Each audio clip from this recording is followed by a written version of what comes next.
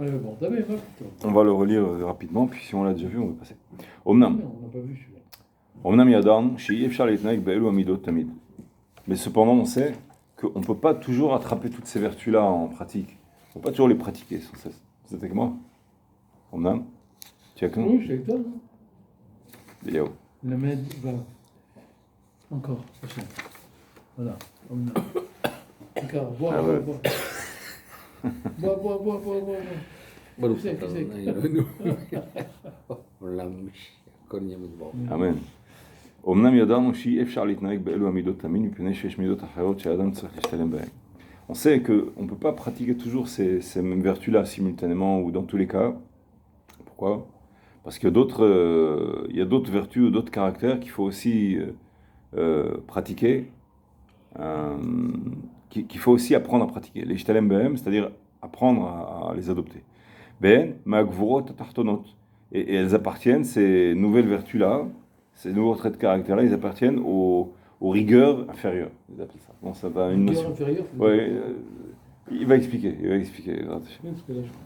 Ce sont des traits de caractère qui caractérisent la rigueur.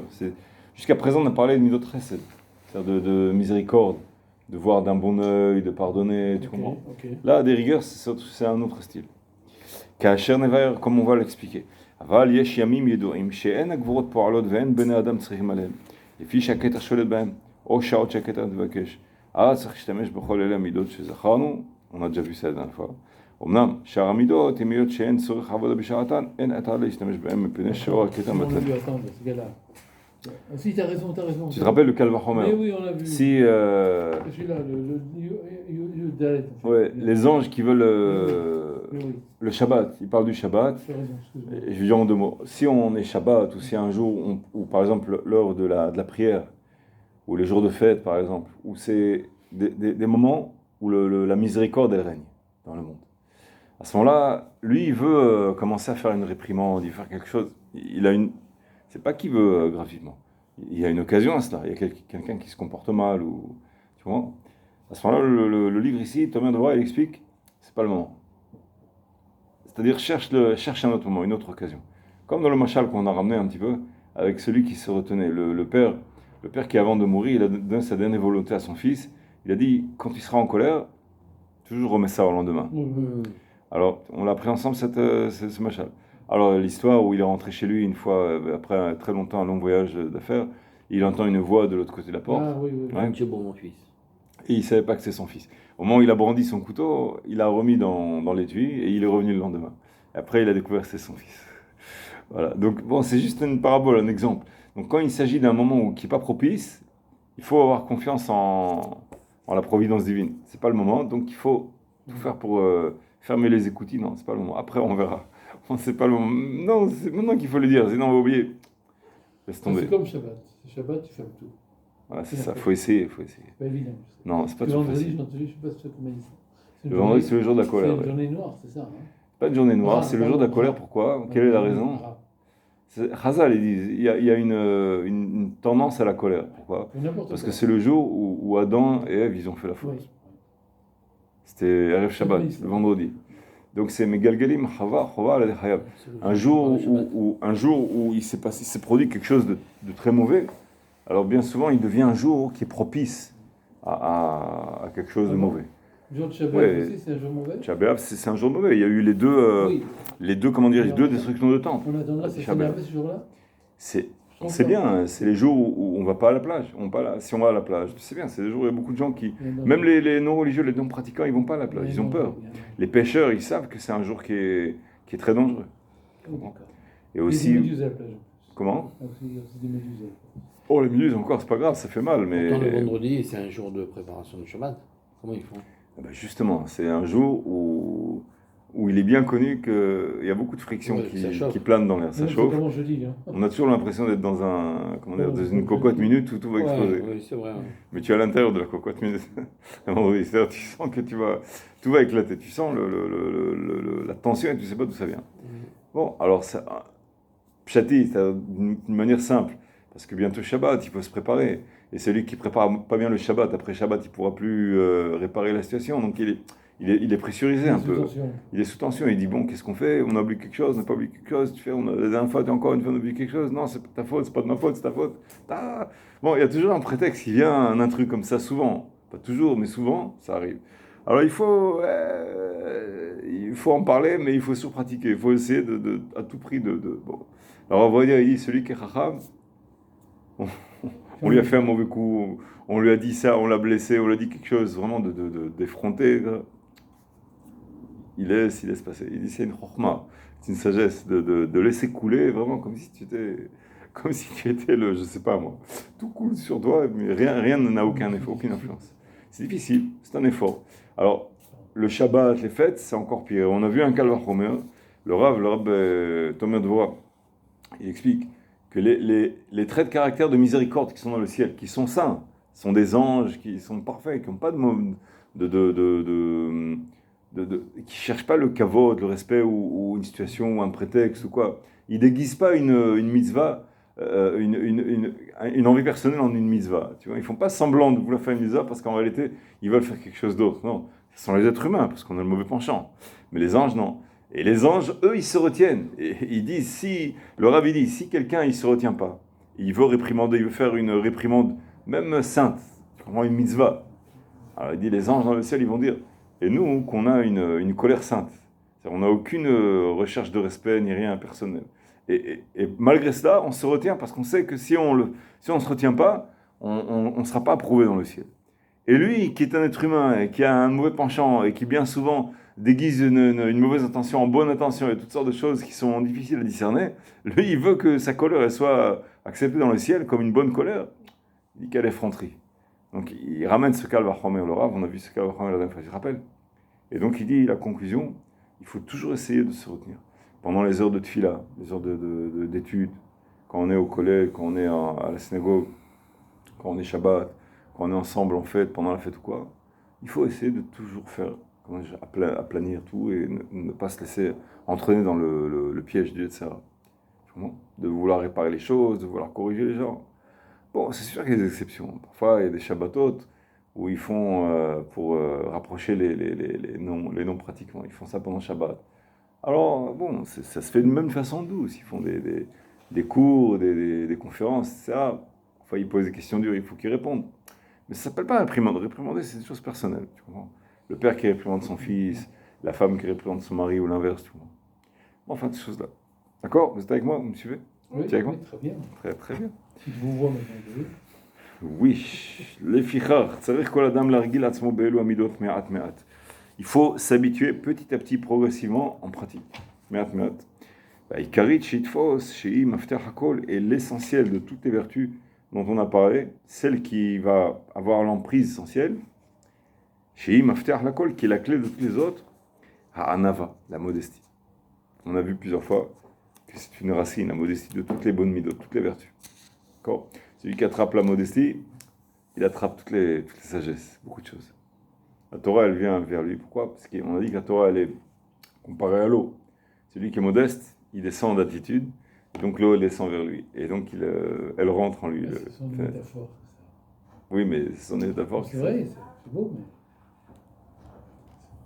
On peut être à Nave, mais pas en permanence. Le Baal HaTanya, il dit dans un des premiers chapitres, il parle de la 12, 13, 14. Non, le Rav Zalman, de l'Adi, celui qui est le fondateur de Chabad, de Lubavitch. Lui, il ramène, il dit le Ner Hashem Nishmat Adam. La bougie de Hashem, de Dieu, c'est l'âme de l'homme, l'âme du juif. Tu comprends? Alors on est comparé à une flamme qui est sur la bougie. Quand on a une bougie qui est comme ça, peu importe dans quel sens tu la diriges, la flamme va toujours vers le haut. Oui, d'accord? La bougie, c'est la personne, c'est le corps. D'accord?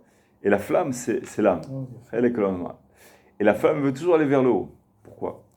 Parce que la flamme, elle est une partie de Hachem. Et elle veut, la propriété intrinsèque, naturelle, d'être la partie de Hachem, c'est de vouloir, comme un aimant. Elle est toujours attirée à n'importe quel prix, inconditionnellement, sans aucun rapport, qu'est-ce qu'elle va gagner, qu'est-ce qu'elle va perdre de cela, elle veut regagner Hachem. Et pourtant, il dit le Rav dans le Tanya, il dit pourtant, l'Ichora, apparemment, si tu veux, superficiellement, en regardant superficiellement, elle n'a aucun intérêt à cela. Pourquoi? Parce que en restant dans la bougie, en restant en bas, elle a du travail à faire. Et en plus, ici sur Terre ou dans son corps, elle est, comment dirais-je, elle n'est pas annulée ou complètement annihilée ou diluée dans toute la sainteté du ciel. Si elle monte dans le ciel, elle rejoint Kashbourou. Elle va, comment dirais-je, sa flamme ici, elle va s'éteindre d'abord. Le corps, il va arrêter d'agir. Et en plus, dans le ciel, elle va atteindre Hachem, elle va se mélanger avec Hachem, c'est fini. Elle n'aura plus d'entité personnelle, entre guillemets. Elle n'aura plus de mission personnelle. Elle va juste rejoindre sa source, et c'est tout. Donc, entre guillemets, elle n'a pas vraiment intérêt à le faire. Et malgré cela, elle ne peut pas s'en empêcher. Elle est attirée inconditionnellement à rejoindre Hachem, sans rechercher absolument aucun intérêt, même à l'encontre de son intérêt personnel. C'est meilleur pour elle, non? Ouais. Ouais, mais heureusement, il y a ça. Pas que c'est le meilleur pour elle, c'est sa nature. Heureusement, il y a ça. Heureusement que le jour où il a fait de cette manière-là. Oui, non, on a été conçu comme ça, mais Parce que sinon, il veut dire le Balatania, il veut dire ça c'est le trait de caractère de la sainteté, Kedusha. L'âme, elle est tellement sainte elle est attirée par la sainteté. Elle voit Hachem de loin, tac, comme l'aimant, elle veut rejoindre, même si par ça elle perd son parcours du combattant, elle perd toutes les cases qu'elle devait cocher, tout ça. Comment sa mission? Non, ça ne l'intéresse pas en fait. Bon, elle est obligée, elle doit le faire parce qu'elle a reçu l'ordre divin, l'ordonnance divine. Mais en elle-même, dans son envie personnelle, dans sa tendance à elle, sa nature, non. Elle veut quitter le corps, aller rejoindre Hachem Barach, c'est tout. Et Hachem, il l'oblige à rester dans le corps. Ah bon? Tu comprends? Oui, elle l'oblige. Tu comprends? La Mishnah dans Pirkei Avot dit Al-Kochacha, oui, on le sait, ceux qui sont. Comme Rabbeinu, il ne voulait pas quitter son corps. Non, on le sait, il ramène ça, le professeur Tzigler. Vous connaissez le professeur Tzigler? Il travaille dans Rachim, il a participé c'est l'un des participants de la révolte du mai 68 à Paris, à la Sorbonne. Lui, il a fait tchouva, il donne des conférences et il ramène il parle de la vie après la mort. Et il ramène des recherches qui ont été faites. Il y a plusieurs personnes qui sont venues à la vie et qui ont aperçu cette lumière qui est la lumière divine en fait, ouais. qui rappelle la lumière divine. Et certains parmi eux, après être revenus, ils veulent repartir. Alors ils sont enfermés dans un hôpital psychiatrique, ils veulent repartir en haut, ils veulent plus vivre, tu comprends? Et à ce moment-là, ils rappellent des cas comme ça. Au point où ils ont été touchés, ils peuvent plus. Plus en passer, voilà. Tu comprends? C'est quelque chose de terrible. Et la Mishnah, elle dit, Al-Kochacha Tanolad, tu es obligé tu nais à l'encontre de la volonté, tu ne veux pas naître. La Mishnah, elle dit, tu voulais rester chez Hachem. Il te dit, tu vas rentrer dans ce corps-là. Non, je veux rester en haut, je ne veux pas. Mais après aussi, quand il veut partir, Al-Kochacha Tamet aussi. Après, quand on est habitué au corps, on veut repartir, parce que c'est habitué, tu comprends? Mais l'âme en elle-même, dans son entité, c'est uniquement l'âme. Tu sais que le Balatania, il dit qu'on a deux âmes. L'âme qui est Helek Elohim, la Neshama, celle qui est la plus sainte, tu comprends? Celle qui est complètement clean, complètement de toute impureté, celle-là, Helek Elohim, elle veut rejoindre Hachem sans aucun intérêt personnel. Tu comprends? Alors, par contre, ce qu'on appelle Sitra Ahara, Sitra Ahara, c'est l'autre côté. C'est je ne peux pas dire l'ennemi, mais le côté de l'impureté, le côté un peu étranger, tu comprends? Lui, par contre, là où il y a les impuretés, et le Balatania, il explique, c'est la deuxième âme, qui est composée de l'écorce Noga, qui est mélangée du bien avec du mal ensemble. Il y a de l'impureté là-bas. Sa source, ça vient de l'impureté. Et c'est pourquoi ça s'appelle Sitra Ahara, il explique le Rav. Il dit, tandis que l'âme sainte, elle s'annule totalement vis-à-vis d'Hachem Barach, même si elle n'a aucun intérêt à le faire, mais elle s'annule, elle n'a aucune entité elle-même, elle n'a aucune identité qui est indépendante d'Hachem Barach. Elle s'annule à n'importe quel moment. Ça, c'est la Kedusha. Tandis que Sitra Ahara, sa définition à elle, c'est qu'elle ne s'annule pas. Elle sait qu'il y a Hachem, très bien, il y a Hachem, mais de l'autre côté, il y a une autre réalité qui s'appelle Sitra Ahara, l'autre côté. Tu comprends? Tandis que l'âme sainte, non, il n'y a pas d'autre réalité, il n'y a que Hachem, c'est tout. Il y a autre chose, c'est Hachem qui l'a fait. C'est le négatif, Sitra Ahara. C'est le côté impur, noir, on appelle ça. Pas noir totalement, parce que ça a été créé par Hachem. pour nous éprouver. On a le libre arbitre grâce à le Sitra Achra. S'il n'y a pas de Sitra Achra, on va choisir entre quoi? Entre quoi et quoi? Entre le bien et le bien. Il n'y a pas de comparaison, il n'y a pas de, je ne vais pas dire démocratie, mais il n'y a pas de choix. Alors, d'où on est mis à l'épreuve? Parce que Sitra Achra, il y a l'autre côté. C'est quoi le. Qu'est-ce que tu viens de dire là? J'ai pas compris là. C'est quoi le. Le Shama, il est poussé. Le premier là, il est poussé automatiquement. Et le deuxième, il est quoi? L'autre, c'est ce qu'il dit le Balatania, c'est le Nefesh HaBehemit. Non, ça j'ai compris, mais après Ouais. tu as dit.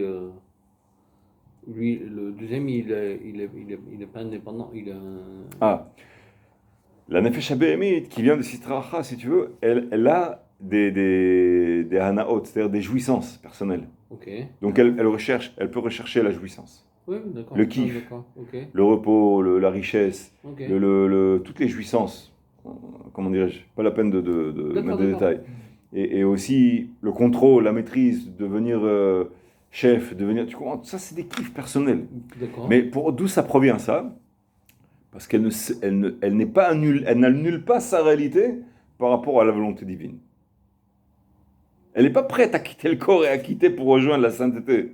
Et uniquement pour rejoindre la sainteté. Non, elle a autre chose à faire ici. Elle a kiffé, elle a de quoi jouir ici, tu comprends?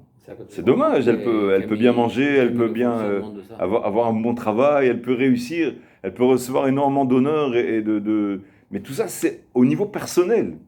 Elle a des besoins personnels. Si Hachem, par exemple, il veut qu'on fasse telle ou telle mission, et que Zemit Nagesh, c'est-à-dire ça vient à l'encontre de son intérêt personnel à lui, alors il peut y avoir un petit problème à ce niveau-là.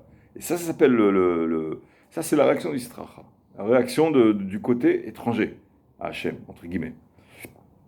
C'est-à-dire que Hachem, il a créé un autre côté qui, lui, donne l'illusion d'avoir une existence quasiment indépendante à Hachem. Même si c'est Hachem qui, par derrière, il le fait vivre. Mais dans l'apparence terrestre, on a l'impression que, regarde, tu veux par exemple convaincre quelqu'un qui fasse tchouva. Tu dis, fais tchouva, ça vaut le coup. Qu'est-ce que tu vas gagner à faire ci, à faire ça, à faire ça? Alors il réfléchit. Il dit, attends, si je continue mon train de vie auquel j'ai l'habitude, je suis, je sais pas moi, ingénieur informatique, on sort en boîte, je sais pas ce qu'ils font, ça, ils font des voyages, tout ça. Bon, qu'est-ce qui vaut le coup pour moi? Qu'est-ce qui vaut la peine? Alors il y a Hachem d'un côté, la Torah d'un côté. De l'autre côté, il y a autre chose. Il y a un choix entre deux produits, entre guillemets, produits. Il y a une étagère et il peut choisir ça ou ça. Lui, il a une troisième réalité et il y a deux réalités, il doit choisir. Il ne fait pas une réunion de tout, avec un dénominateur commun et tout ça, ça appartient à Hachem. Tout. Il ne fait pas ce raisonnement qui est profond. Tout ramener à la racine, non. Ça, c'est Kedusha, ça, c'est la sainteté. Tout, c'est Hachem. Il fait une il regarde à droite et à gauche, il voit qu'il n'y a personne, il n'y a plus personne. Il voit des foules de gens. Il dit non. Il annule tout. Il dit ces gens-là, ils n'ont aucune réalité. Il n'y a que Hachem. C'est Kedusha, c'est la sainteté. Lui dit non. Il y a la Torah d'un côté, le mode de vie de la Torah d'un côté. Mais il y a le mode de vie aussi qui n'est pas dans la Torah de l'autre côté. Qu'est-ce qui vaut le coup? Qu'est-ce qui vaut mieux pour moi, dans mon intérêt personnel? Tu comprends? Il réfléchit comme ça. Alors c'est quoi cette réflexion-là? C'est-à-dire qu'il y a un pesage, il pèse le pour ou le contre. Le pour et le contre. C'est quoi le contre? C'est notre réalité. Bon, tu me tentes bien, c'est vrai que c'est sympa et tout, mais tant qu'il ne va pas recevoir quelques bons coups qui vont lui faire comprendre qu'il n'a pas intérêt, mais ça marche avec l'intérêt, avec la jouissance, l'honneur, la richesse, la réussite. Ça, ce sont des intérêts personnels, des jouissances. Tu comprends? Alors Hachem, qu'est-ce qu'il fait? Il fait un parcours, il faut faire, disons, 100 mètres. Et sur ces 100 mètres, au milieu, il va mettre des jouissances. Et il va falloir résister à ces jouissances pour arriver à la fin du parcours. Mais entre-temps, au milieu, il y a plein d'appâts qui vont être au milieu, tu comprends? Viens, tu vas gagner. Et on lui fait goûter comme on fait dans les supermarchés. Tu vas acheter ce produit, goûte un petit échantillon, et ça va te plaire, ça va ouvrir l'appétit. Bon, tu vois, c'est ce qu'on appelle des tentations, des appâts. Alors on lui donne toutes sortes d'appâts. Alors avec des jouissances en liquide, et voilà, tu jouis déjà, tu comprends? Et ça, c'est ce qu'on appelle Sitra. C'est soit ça, fais ce que tu veux, mais si tu veux, écoutez mon bon conseil, tu comprends? Essaye, tu verras, qu'est-ce que tu as à perdre? Tu comprends? C'est quoi, qu'est-ce que tu as à perdre? Essayez, c'est tenter, c'est l'appât. Alors Hachem lui dit non, la Torah dit non, sur les tu n'as pas le droit. Alors l'autre, il te dit, mais qu'est-ce que tu as à perdre? Essaye. Si tu vois que ça ne marche pas, tu referas, tu vois après. C'est-à-dire, il y a deux possibilités réelles. Et cette deuxième possibilité, qui est à l'encontre de Hachem Barak, qui a été créé par Hachem. C'est un théâtre qui a été créé par Hachem avec les coulisses derrière, que c'est Hachem, etc. Il y a les acteurs qui font semblant de ça. C'est Hachem, mais il s'appelle Sitracha parce que tout est caché. Comme une estrade avec le souffleur et tout comme ça. On ne voit pas ce qu'il y a derrière les coulisses, tu comprends? Et ça s'appelle Sitracha l'autre côté. Pourquoi? Parce que c'est une mise en scène pour te montrer qu'il y a autre chose, soi-disant. Comment vous comprenez le truc? Ça, c'est le Tania. Il explique pas dans les mots que j'explique, pas dans le contexte que j'explique, en illustré comme j'explique. Mais le principe, c'est ça. Il y a une autre entité, une autre réalité qui est autre à la volonté divine. Ça s'appelle Sitra Acha. C'est la définition de Sitra Acha, comme ça il explique le Tania. C'est intéressant. Tu comprends? Alors pourquoi je dis ça? Parce qu'on parlait de la modestie. La modestie, c'est s'annuler soi-même. Or, quand il s'annule, ça ressemble à quoi? L'âme qui rejoint Hachem. Quel intérêt tu as à t'annuler? Si tu t'annules, personne ne va t'entendre.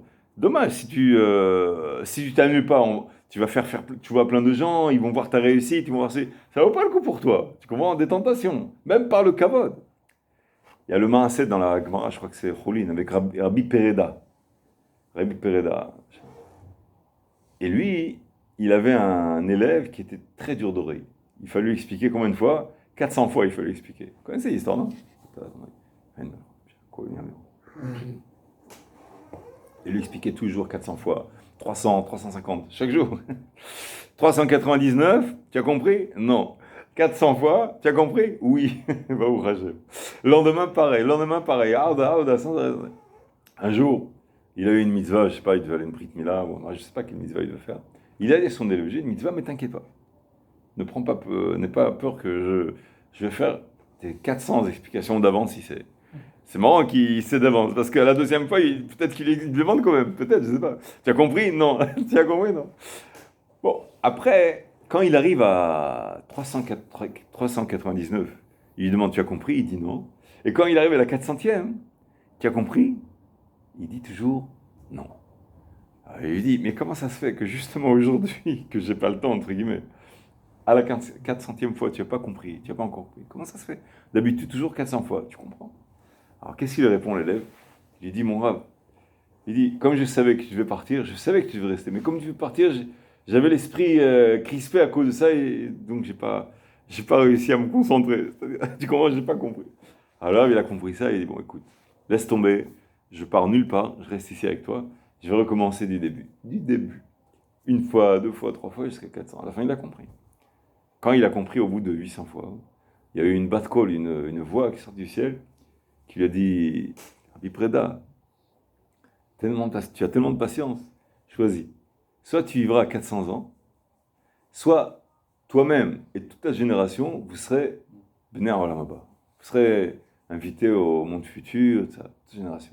Qu'est-ce que tu choisis? Alors, qu'est-ce qu'il a choisi, d'après vous? La deuxième solution. La deuxième, pourquoi? La première, elle concerne quoi? Lui. Concerne lui personnellement. Et pourtant, s'il vit 400 ans, un comme Rabbi Preda, il peut faire beaucoup de mitzvot. Il peut faire tu vois aux autres. Tu te rends compte de la patience qu'il a, Ahavat Israël qu'il a. Tu comprends? Toute personne qui écrit dans tout Racham, qui écrit dans la Gemara, il peut refaire vivre un mort. Qu'est-ce qu'il a à faire toute la journée? Au lieu de faire vivre les morts ou d'étudier, etc., le même étudiant, sans arrêt, 400 fois sans arrêt, il n'a pas autre chose à faire. Non. Regarde la grande patience qu'il avait. Il se dit donc qu'il avait peut-être éventuellement un intérêt aussi à vivre 400 ans. Tu comprends? Il pèse. Mais si il réfléchit en se disant toute sa génération, ils seront dans la Maba, à ce moment-là, c'est Zikouï Arabim. C'est-à-dire il fait bénéficier, mériter toute la génération. Donc automatiquement, il s'annule. Qu'est-ce qu'il a choisi? La deuxième solution. Alors, du fait qu'il a choisi la deuxième solution, il y a une autre voix du ciel qui est partie, qui a dit nous l'ochnem, donnez-lui les deux, accordez-lui les deux. Bon. Et pourquoi accordez-lui les deux? Parce qu'il a choisi la deuxième. Ça veut dire, il aurait choisi la première, il aurait reçu que la première, il l'aurait jamais su. Il n'aurait jamais su qu'en choisissant la deuxième, il aurait reçu les deux. D'accord? Donc tu vois qu'il y a un pesage, un tellement grand sadique qui peut faire revivre les morts, qui apprend 400 fois la même personne, et du ciel, comment dire, ils sont choqués, ils disent, qu'est-ce que tu veux? Tu veux vivre 400 ans accordé, ce que tu veux, tu comprends? Et malgré cela, même la question qu'on lui a posée, c'était, en quelque sorte, c'était une épreuve. Quel choix tu choisis? Ça ou ça? Une épreuve. C'est-à-dire, soi-disant, on lui pose la question, qu'est-ce que tu préfères? Mais en réalité, c'était une épreuve. Pourquoi? Si tu choisis la première option, c'est-à-dire tu fais une espèce de ordre de priorité sur l'intérêt personnel. Donc même que tu as fait des choses tellement magnifiques, malgré tout, tu vois, il y a un pivot, ou encore il est mis à l'épreuve. Et c'est ça ce qu'on appelle un ava, la modestie. Celui qui a un ave, il se dit, bon, il y a mon intérêt personnel, et en face, il y a l'intérêt du clan de Am Israël. Automatiquement, il choisit l'intérêt du clan. Ah, Kara, tu as fait choisir comme ça? Très bien. Donnez-lui les deux. Pourquoi les deux? Parce que justement, il ne cherche pas l'intérêt personnel. C'est pour ça qu'il recevra l'intérêt personnel. Tu comprends? Et c'est ça la Hanava. Et donc tu vois, celui qui a la Hanava, il a reçu les deux. Les deux options, pas une seule. Donc la Torah, elle va vers le Hanav. Pourquoi? Parce ce qu'il reçoit, il fait passer aux autres. On a vu l'autre fois le Zohar dans Parashat Shemot qui louait Moïse. Pourquoi? Parce que la Torah, elle dit il était en train de guider le tzon, le troupeau de Yétro. Et le Zohar, il dit pourquoi ça s'appelle tzon Yétro? Pourquoi la Torah elle met l'accent sur le fait tzon Yétro? Parce que justement. Il fait attention, le troupeau n'appartient pas, donc il faut faire attention au bien de l'autre. Au bien de l'autre. Il fait ça dans l'intérêt de celui pour qui il garde. Ouais. C'est-à-dire, c'est pas mon troupeau à moi, c'est son troupeau à Yétro. Donc, qu'est-ce qu'il veut Yétro? Pour l'intérêt de Yétro. Il est fidèle. Il ne cherche pas son intérêt personnel. Non, moi je ferais plutôt comme si, non, après tout, je le mérite ou quoi. Il fait rentrer son nez un peu partout, son nez. Pourquoi? Écoute, c'est pas comme ça. Moi aussi, il n'y a pas ce qu'on appelle sitraha, l'autre côté, l'autre réalité. Non, lui, il est effacé complètement. Ça, la hanava, la modestie. Du fait qu'il a la hanava, donc il ressemble à la kedusha. Et du fait qu'il ressemble à la kedusha, c'est comme Rabbi Preda qui choisit la deuxième option. Donc de ce fait, Hachem Yitvarach, il regarde et il lui donne les deux options ensemble. Sans danger. Parce que étant donné qu'il cherche que l'intérêt des autres et non pas le sien personnel, tu peux le faire monter autant que tu veux. Il ne cherchera pas à profiter, à abuser, etc. Comment? Ça sert à Hanava. Et donc ça explique pourquoi il y a un but tellement important de chercher la Hanava. Toujours chercher l'intérêt des autres, du klal. Il se peut que ce soit ton intérêt, entre guillemets. Quand il a accepté que tous seraient bna en là-bas, lui aussi, il sera parmi le truc. C'est pas nocif. Mais étant donné qu'il est avec tout le monde, ça va. Mais c'est pas qu'il y a un principe où il faut que lui, il morfle, ou il soit... Non, c'est pas ça le principe. Mais toujours l'intérêt de tout le clan. Je vis dans une société où l'individu, il est tellement mis en épreuve, tellement... Ne serait-ce qu'au niveau de la consommation, par exemple. Le système de consommation, il vise quoi? Il vise l'individu, il vise pas un klal. C'est vrai, c'est une épreuve. Aujourd'hui, tout est fait d'une façon où il y a ce qu'on appelle un Hatzama Ishi. Tu vas dans un supermarché, tu vas... Comment on dit en français Hatzama Ishi? Les nouveaux cours qu'on fait maintenant pour cultiver la personnalité de la personne, pour se mettre en valeur, pour savoir se vendre, vendre ses qualités. Les coachings. Voilà ça, le self-confidence. Écrit le CV d'une façon de se mettre en valeur. Et je suis, je sais, Non, même, au centre je suis le centre. Même au supermarché. On te fait maintenant des produits diététiques, etc. Là, de manière à ce qu'on s'intéresse à toi. Tu comprends? Les Yéménites, comment ils disent? Les Yéménites ont une expression. Ils disent Ani, wa ani, wa ani, wa ani, wa ani, wa ani. Moi, et moi, et moi, et moi, et moi. C'est-à-dire, il s'arrose lui-même pour se rendre tu comprends? C'est un peu l'occidental, c'est la occidentale pour se mettre en valeur, pour attraper le bon job, écraser l'autre, pousser, allez, je suis arrivé. Tout ça, c'est l'antithèse de la Torah, antithèse.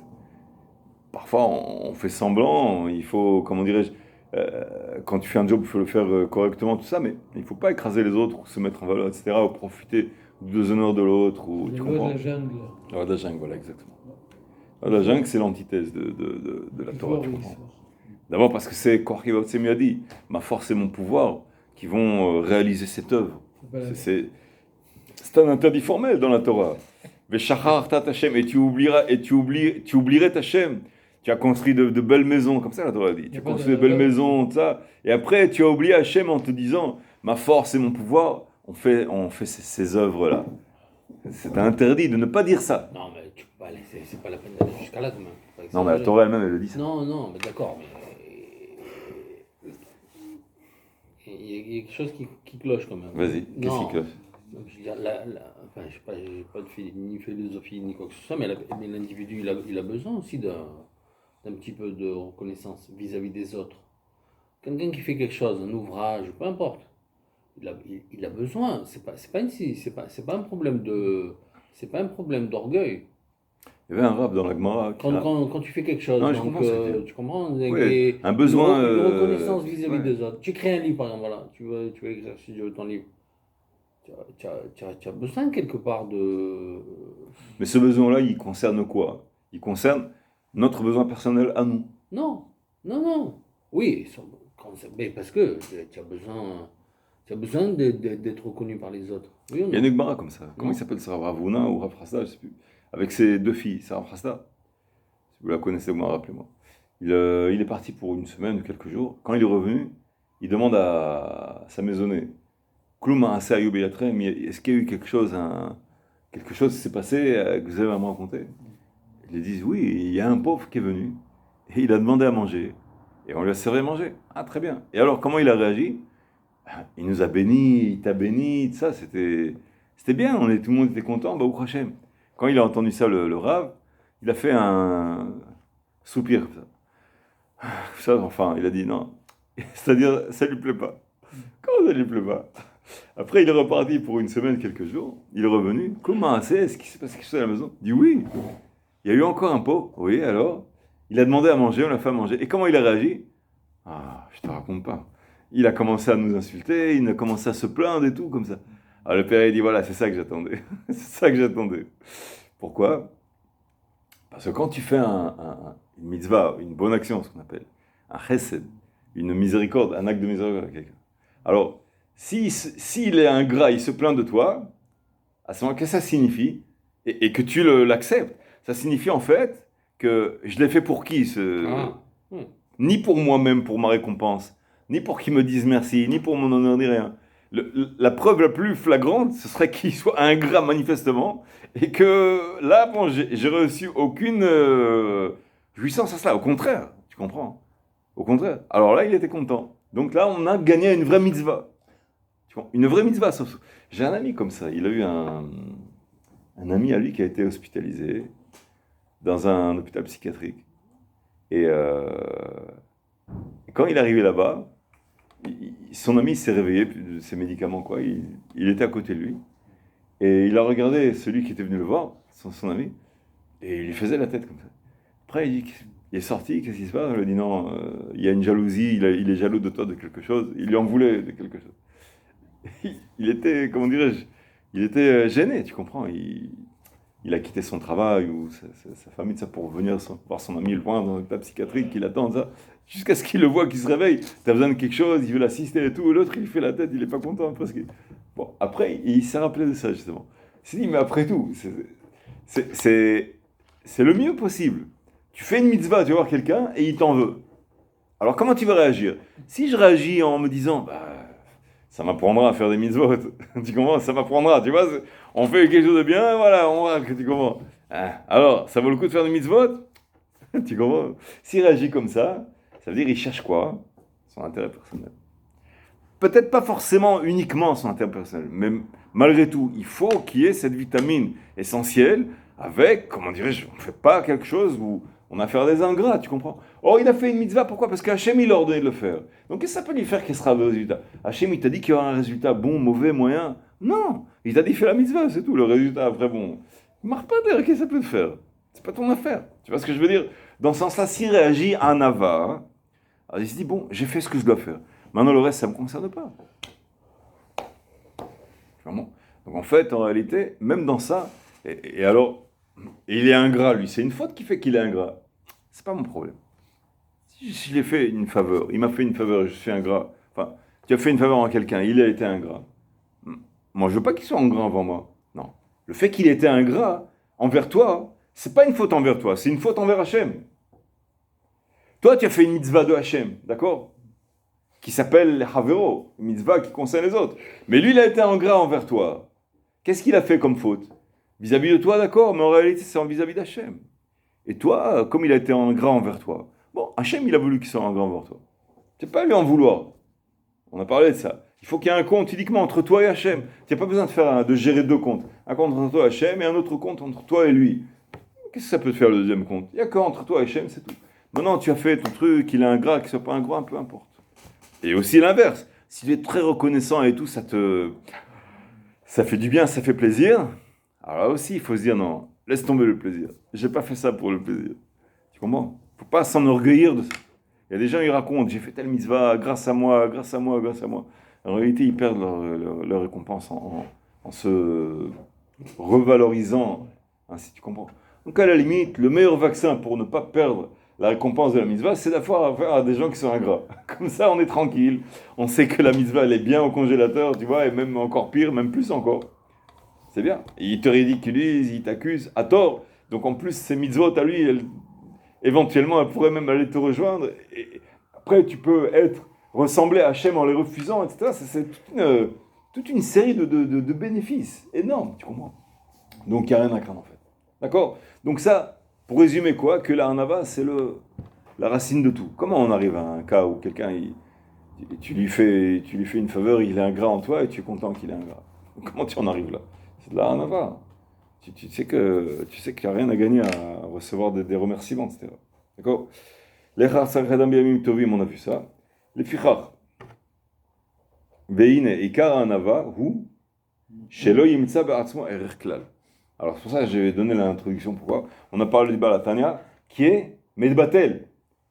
La conduite de l'âme sainte, elle est Medbatel. Elle s'annule complètement. C'est la hanava parfaite. Elle ne cherche pas son intérêt personnel. C'est important de comprendre tout ça. Tu comprends cette base. Alors qu'est-ce qu'il dit le Rav ici? Le Rabbi Moshe Cordovero.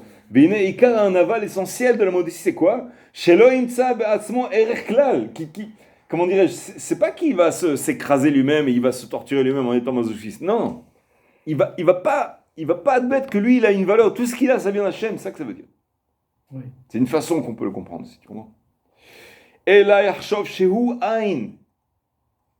Au lieu, les Ain, Chazal, ils disent, si tu inverses les lettres, c'est Ani. Alors le Stracha, lui, il dit Ani. C'est je. Ani, wa Ani, wa Ani. Ani.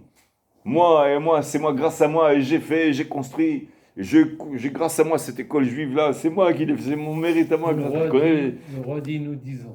Tu connais ceux-là qui parlent toujours, ils disent c'est moi qui l'ai fait, de mes propres mains je l'ai bâti cette synagogue là. Ouais, bon allez, il vaut mieux que je me taise. Il te dit il vaut mieux que je me taise par modestie, il vaut mieux que je me taise, tu comprends? Bon, tandis que là, au lieu de dire Ani, il dit Ain. Ain, c'est il n'y a rien. Il y a aucune. Il n'existe pas. Là, elle monte chez Hachem, elle est une partie de Hachem. Qui suis-je? Il sait qu'il a une âme très importante, aimée de Hachem, importante, qui a une mission remplie. Il sait tout ça. Mais il est une partie de Hachem. Il n'a aucune valeur en soi, intrinsèque en soi. Il a une partie d'Hachem, un envoyé d'Hachem. Tout ça, c'est le Tson Yetro, c'est le troupeau de Yetro, pas le mien. C'est le monde. Ce monde-là, il n'est pas à moi. Ce corps-là, il est à qui, ce corps-là? Il n'est pas à moi. Cette âme-là, à qui cette âme-là? Qui m'anime, elle n'est pas à moi non plus. Alors qui je suis? Oui. Bon, il sait qu'il est intelligent, qu'il est chacham, qu'il a de la Torah, qu'il a une main importante, qu'il est le peuple élu, qu'il est Hachem, il adore, il est la prunelle des yeux d'Hachem. Il sait ça. Il n'est pas idiot. Mais il sait que dans la racine de toutes ces vertus, de ces importances-là, c'est en fait, il est annulé à Hachem Yitbarach. D'accord? Et la Yarshov Shehu Ain. Mais il va penser réellement qu'il est rien. Comme la phrase Anav, c'est Moshe Rabbeinu. Beshemot, tête, le 9 chapitre. Venahnuma kitalinu alenu. Et qu'est-ce qu'on est nous pour que vous plaigniez de nous? Quand ils se sont plaints qu'ils voulaient de la chair, de la viande, etc. Moïse, il a dit, qu'est-ce qu'on est nous pour vous plaigner de nous? Qu'est-ce qu'on a fait? On est juste envoyé d'Hachem. Il a fait ouvrir la mer Rouge, il a fait les 10 plaies, tu comprends, il a tué un Égyptien, il a fait, enterré par un non-saint, il a fait enterrer dans le sable, etc. Qu'est-ce qu'il n'a pas fait, mon cher? Plein de choses il a fait, tu comprends? Non, on dit, mais qu'est-ce qu'on est? On est juste intermédiaire, c'est Hachem qui m'a dit de faire ça. Pourquoi tu te plains de moi? C'est pas à moi, tu te plains de moi. En réalité, de qui tu te plains? La suite du verset, qu'est-ce qu'il dit? Le non, c'est pas de nous que vous plaignez, mais c'est d'Hachem que vous plaignez. Comme ça, il dit. Donc tu vois que c'est une compréhension réelle, pas qu'il fait semblant, tu comprends? Il dit réellement ça.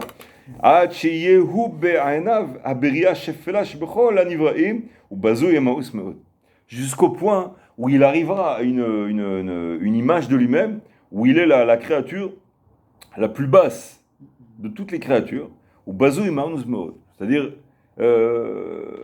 même repoussable, c'est-à-dire pourquoi repoussante? À partir du moment où il déclare en lui-même qu'il a une importance. Donc, du fait de l'entité importante qu'on appelle, que ça correspond à l'orgueil, etc., c'est ça qui est repoussant. Tu comprends?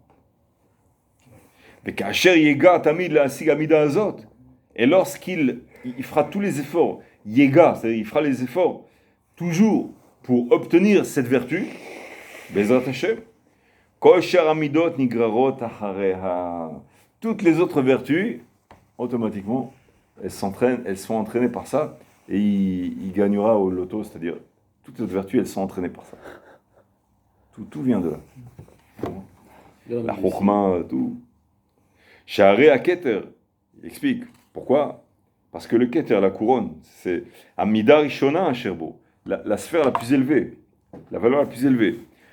Shenira atzmo le'ain lifnem atzilo. Du fait qu'elle est élevée, elle est proche d'Hachem. Donc elle sait qu'elle n'a aucune importance vis-à-vis d'Hachem. Donc elle-même, elle est annulée chez Hachem.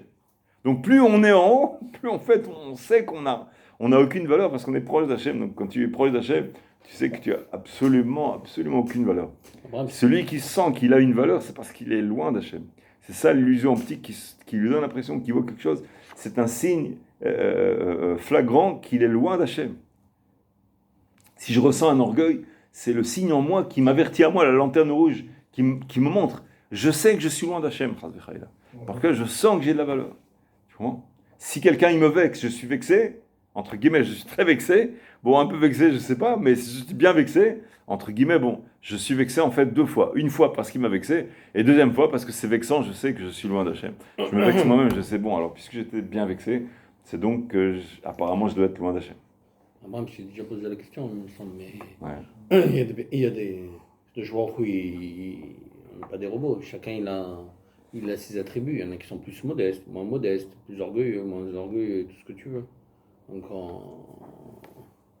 Oui, mais ça correspond à... Donc ça veut dire que celui, admettons, il est né simple, quoi. Simple, il cherche pas à faire tourner le monde, quoi, en un mot.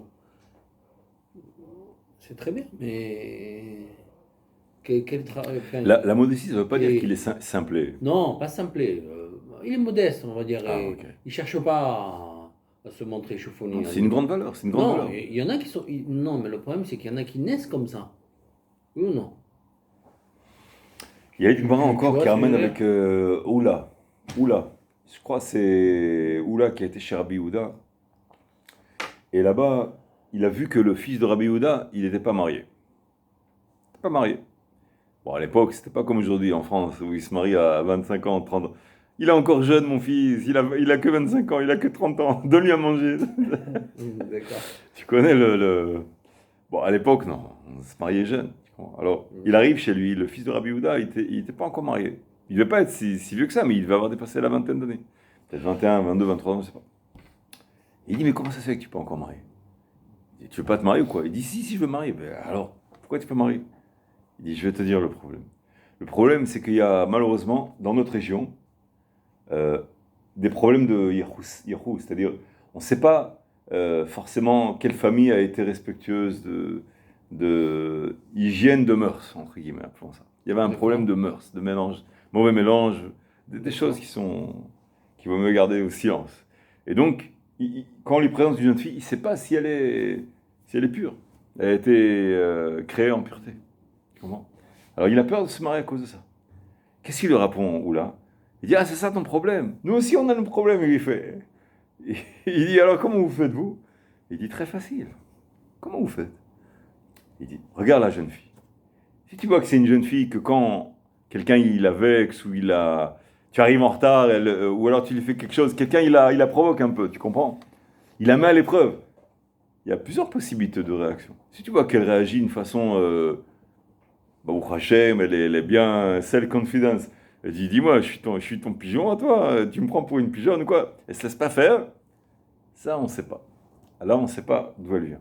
Mais si tu vois qu'elle se laisse faire, qu'elle est, comment dirais-je, oh, quelqu'un l'a vexée, pas grave.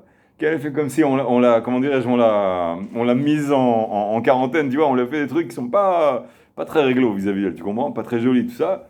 Elle, bon, pas qu'elle est bête, mais elle en fait pas un plat, elle laisse tranquille, tu comprends? Elle est modeste, de toute façon, tu comprends? Elle a une attitude où elle se laisse vexer. Ça pose pas trop un gros problème, tu comprends? Alors, prends-la. Tu sais, Bevadaout, tu sais qu'elle est de pure souche. Elle a été créée, ça sent pur. Oui. Ouais. Comme ça, il est fait. Il lui a dit, nous aussi, on a le même problème, fais ça, et puis tu n'as même pas besoin de trop chercher. Tu sais qu'elle est juive, tu vois elle se tait, elle est très modeste, ça, elle se laisse même vexer ou quoi, elle ne dit rien. Prends-la, tu peux être tranquille. Tu vois, ça veut dire qu'il y a, comment ça s'appelle, une réaction de Kedusha, de sainteté, qui est intrinsèque dans Israël Kadosh.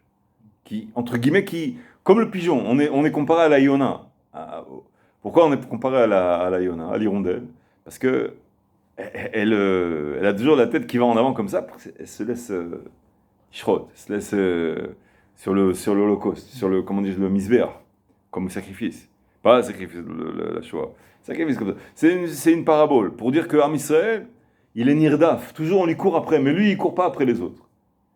On n'est pas un peuple de prédateurs ou qui force les autres par le djihad ou la mission comme ça. Il n'y a pas de ça chez nous.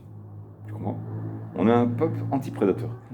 Et justement, c'est grâce à ça qu'on est éternel. Pas grâce à ça. C'est parce qu'on est un kadosh, on est le peuple élu. Donc Hachem, toujours, il nous conserve, il nous garde. C'est Hachem qui nous garde. On est sous la tutelle d'Hachem.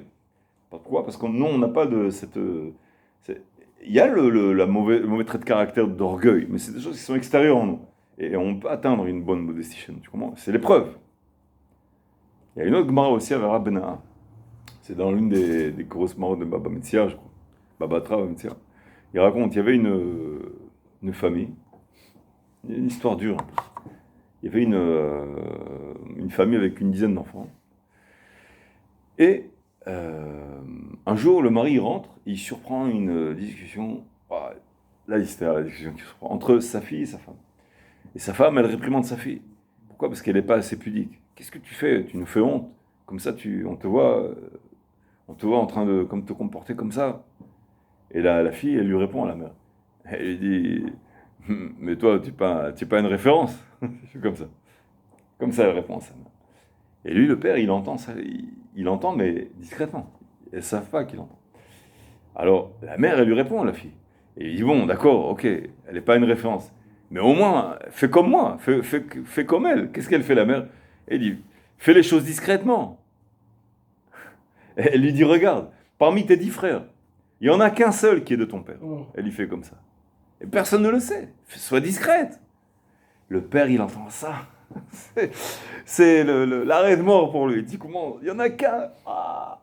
Il se tait, il dit rien. Quelques temps après, il disparaît, le pauvre, il meurt. Et il laisse un testament.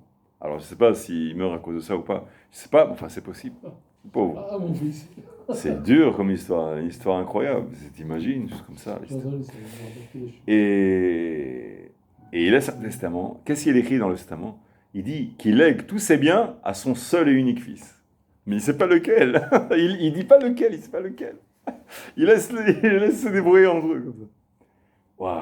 Alors les 10 fils qui se battent et tout, ils disent bon, ils vont aller chez le Rav. Chez qui? Rav Benaha. Ils arrivent chez Rav Benaha, et quand il entend l'histoire, il sait qu'il y a il sent la direction. Il sait où ça mène. Parce que Chachamim, ils savent, ce genre de problème-là, c'est pas nouveau pour eux. Ils préservent. Alors qu'est-ce qu'il fait le Rav? Il dit écoutez, c'est très simple. Vous allez tous vous rendre sur la tombe de leur père, avec comment vous allez lui parler, et puis il va vous répondre, parce que c'est important. Ah bon? Alors ils vont tous sur la tombe, ils reviennent, Bredou, il dit Rav, aucune réponse. Il dit, c'est pas possible. Vous y avez été tous? Je sais pas, non, il se compte. Non, il en manque un. Ah, voilà, ça le problème. Qui c'est qui manque? Et il dit, celui-là, amenez-le moi. Alors il amène le 10e chez le Rav. Il dit, dis-moi, c'est toi qui n'as pas été sur la tombe. Pourquoi tu n'as pas été sur la tombe comme je vous ai demandé à tous? Alors l'enfant, le fils, il dit, quoi, pour un héritage, comment dire, ah, parce que le Rav, j'ai oublié de vous dire. Et il dit, ah, il vous répond pas, allez-y encore une fois avec des bâtons, tapez sur la tombe. Et après, la deuxième fois, il revient encore bredouille. Alors il dit, vous y étiez tous? Non. Alors il dit, lequel d'entre vous qui n'a pas été? Le 10e, il revient, il dit, pourquoi mon fils, tu n'as pas été? Il dit, pour un héritage, je vais taper sur la tombe de mon père. Je laisse tomber. Alors Abna, il dit, c'est lui le seul fils. Wow. Fais attention.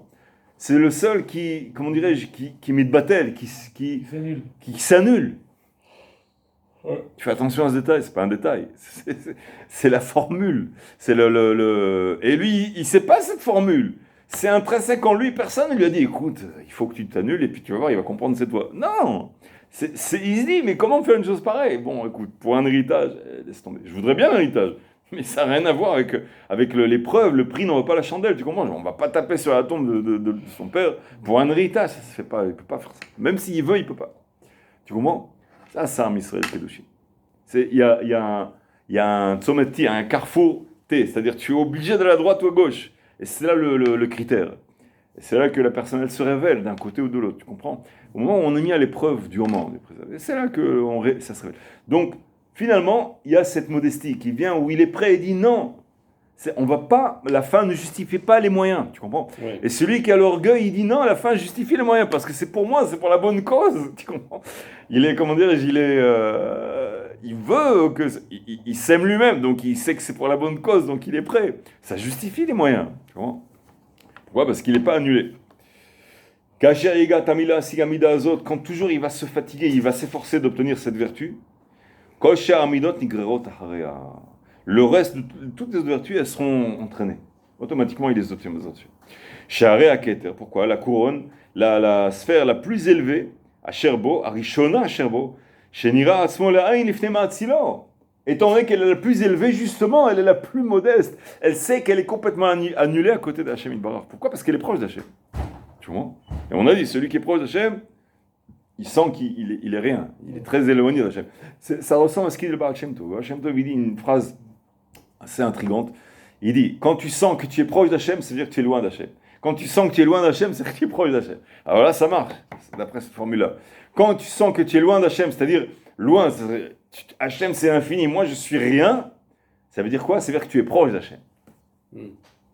Parce que tu vois Hachem, tu saisis au moins, tu as une notion de l'infini, tu comprends que c'est l'infini, donc il n'y a rien à voir entre moi et l'infini, tu comprends, ça n'a rien à voir. Donc ça veut dire que tu es proche d'Hachem. Et quand tu sens que tu es proche d'Hachem, oui, je suis un grand tzaddik ou quoi, ça veut dire que tu es loin d'Hachem. Tu saisis c'est profond. Car Yassim Adam Asmo Aïn Mamash, et ainsi il va considérer soi-même une personne Aïn Mamash, comme s'il n'était rien. Il va même arriver au point extrême où il va dire il aurait mieux valu que j'existe même pas. Comme on dit dans le Yom Kippourim, on dit dans le vidouille, on dit, comment dirais-je, est-ce que ça vaut la peine de nous créer ou pas? Bon, ça valait pas la peine. Mais puisque tu nous as déjà créés, alors au moins pardonne-nous. On dit comme ça. Bon, on sait que ça ne vaut pas la peine qu'il nous a créés. Mais puisque tu nous as créés, alors, tu comprends?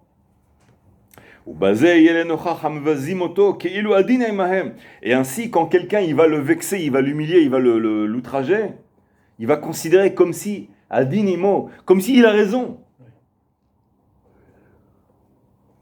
Veu anivze asher alav ha'asham. Et lui, il est le plus, comment dirais-je, le plus bas, qui comment dirais-je, et la culpabilité, elle est en lui. C'est vrai, c'est lui, il accepte, il est coupable, ok. Et ça va être la clé pour obtenir toutes les autres vertus. Tu vois? Quand quelqu'un lui dit, tu es fautif, ça, bon, on ne parle pas de choses qui sont graves, comme des mœurs, comme ça. Ça, non. Par exemple, si quelqu'un, il traite une personne Dieu préserve de bâtard, comme ça, qui sont des choses qui sont très graves, qui sont impures. Là, non, ça n'a rien à voir avec la modestie. Il faut qu'il s'oppose à ça. Qu'il réagisse. Comment il faut qu'il réagisse. Mais quand on lui dit, par exemple, qu'il est bête, ou qu'il est mesquin, et comme ça, bon, Ok, c'est vrai, alors tu as raison. Des choses qui sont qui concernent pas la pureté de base, tu comprends, de la personne. Mais il y a des choses qu'il peut réparer, tu comprends, c'est vrai. Je sais pas, il est coléreux, tu as raison, il faut être moins coléreux.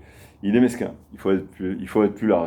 Dans le relatif, quoi, il accepte. Il dit, bon, si Hachem il t'a envoyé pour me le dire, soit que c'est vrai, soit que de toute façon je mérite une vexation, puisque c'est Hachem qui t'a envoyé, tu comprends?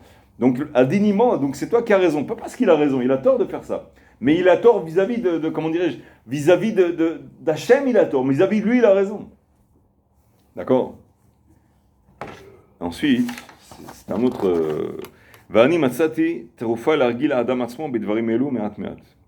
אפשר שיתרפא בה מחולי הגאווה, ייכנס בשער הענווה, והוא תחבוש נעשה משלושה סמים. C'est un autre passage. Ce passage-là, à la suite, il va dire, bon, au cas où tu n'as pas réussi à pratiquer tout ce que je t'ai expliqué jusqu'à maintenant, je vais te donner trois petits trucs, qui sont plus faciles à faire. Ils sont moins bons que ce que je t'ai appris jusqu'avant, mais en pratique, c'est plus facile. Et tu atteindras au moins un stade intermédiaire pas trop mal. Il fait comme ça. Et donc, Bezrat Hashem Biyada, la prochaine fois, c'est ce qu'on fait. Hashem Bara.